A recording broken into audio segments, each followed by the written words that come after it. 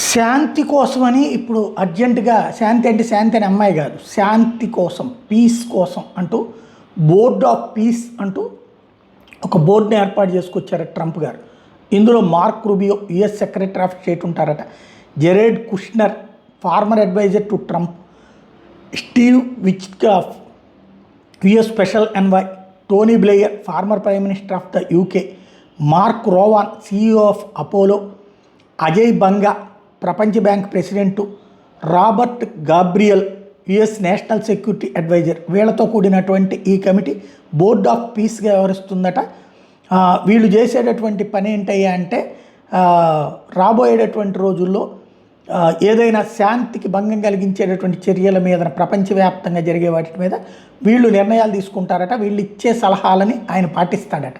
మరి ఎవరి సలహా విని ఇరాన్ వ్యవహారంలో జోక్యం చేసుకున్నాడు, ఎవరి సలహా విని మధురో వ్యవహారంలో జోక్యం చేసుకున్నప్పుడు ఎవరి సలహా విని గ్రీన్లాండ్ వ్యవహారంలో జోక్యం చేసుకుంటున్నాడు.